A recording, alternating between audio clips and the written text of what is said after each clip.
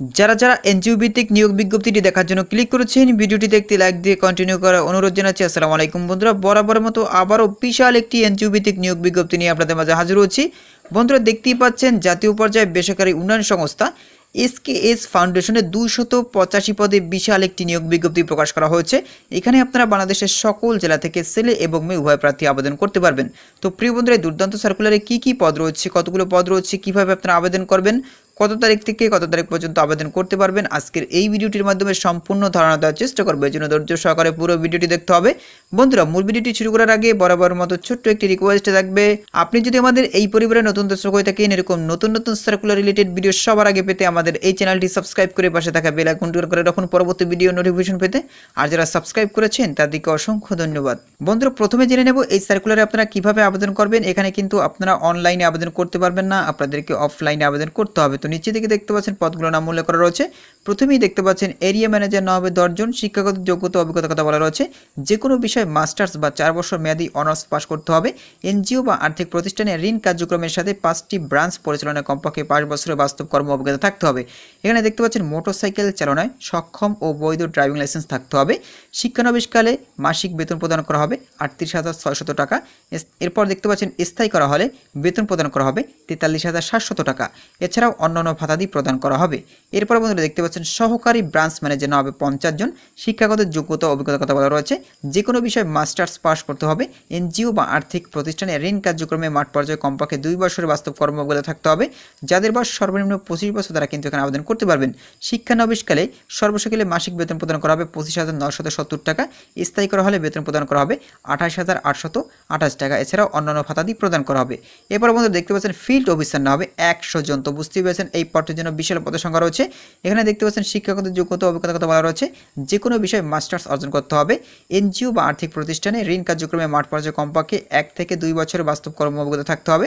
যাদের বয়স সর্বনিম্ন 25 বছর তারা কিন্তু এখানে আবেদন করতে পারবেন।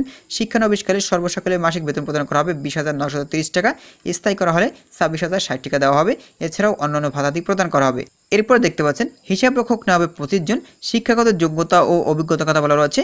বাণিজ্য বিভাগে মাস্টার্স বা অনার্স পাস করতে হবে। এনজিও বা আর্থিক প্রতিষ্ঠানে ব্রাঞ্চের হিসাব কার্যক্রম পরিচালনা 2 থেকে 3 বছরের বাস্তব কর্ম অভিজ্ঞতা থাকতে হবে। সফটওয়্যার চালানোর দক্ষতা থাকতে হবে।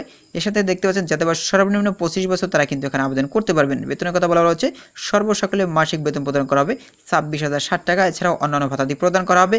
এবার বন্ধু দেখতে পাচ্ছেন ফিল্ড অ্যাসিস্ট্যান্ট না হবে 100 জন, শিক্ষাগত যোগ্যতা অভিজ্ঞতার কথা বলা রয়েছে। কমপক্ষে অনার্স বা ডিগ্রি পাস করতে হবে। এনজিও বা আর্থিক প্রতিষ্ঠানে ঋণ কার্যক্রমে মাঠ পর্যায়ে 1 থেকে 2 বছরের বাস্তব কর্ম অভিজ্ঞতা থাকতে হবে। যাদের বয়স সর্বনিম্ন 25 বছর তারা কিন্তু এখানে আবেদন করতে পারবেন। এখানে দেখতে পাচ্ছেন শিক্ষানবিশকালে মাসিক বেতন প্রদান করা হবে 18,880 টাকা। স্থায়ী করা হলে 24,860 টাকা প্রদান করা হবে। এছাড়াও অন্যান্য ভাতাদি প্রদান করা হবে। এছাড়াও দেখতে পাচ্ছেন সাপ্তাহিক 2 দিন ছুটি, পিএফ গ্র্যাচুইটি, চিকিৎসা সেবা সহায়তা, বৈশাখী ভাতা, উৎসব ভাতা এবং ব্যয়বহুল স্থান ও চরে অবস্থিত ব্রাঞ্চের কাজের জন্য বিশেষ যাতায়াত ভাতা প্রদান করা হবে। তো বন্ধুরা, এখানে দেখতে পাচ্ছেন উল্লেখ্য যে সকল পদে উত্তীর্ণ প্রার্থীদের যোগদানের সময় নীতিমালা অনুযায়ী জামানত প্রদান করতে হবে। আর এখানে দেখতে পাচ্ছেন খামের উপরে এবং আবেদনপত্রের উপরে অবশ্যই পদের নাম উল্লেখ করতে হবে।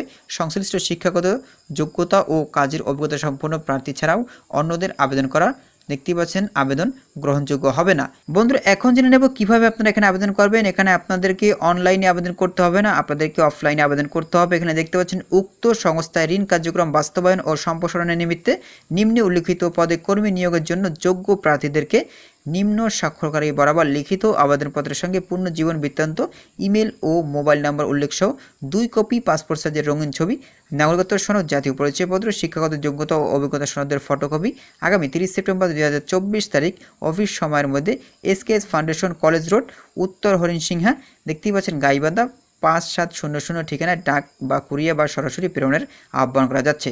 এছাড়া আপনারা চাইলে এই যে দেখতে পাচ্ছেন তাদের যে একটা মেল রয়েছে, এই মেলও আবেদন করতে পারবেন। শুধুমাত্র বাছাইকৃত প্রার্থীদের নিয়োগ পরীক্ষায় অংশগ্রহণের জন্য ডাকা হবে। নারী প্রার্থীদের অগ্রাধিকার দেওয়া হবে। পরীক্ষা গ্রহণের ভেন্যু হবে ঢাকা, সিরাজগঞ্জ, রাজশাহী ও গাইবান্ধা জেলা। তো প্রিয় বন্ধুরা, আশা করি আপনারা সার্কুলার সম্পর্কে বিস্তারিত জানতে পেরেছেন। বন্ধুরা, আজকের এই ভিডিওটি এই পর্যন্ত। পরবর্তীতে নতুন কোনো সার্কুলার নিয়ে আপনাদের মাঝে হাজির হব। সবাই ভালো থাকবেন, সুস্থ থাকবেন। আল্লাহ হাফেজ।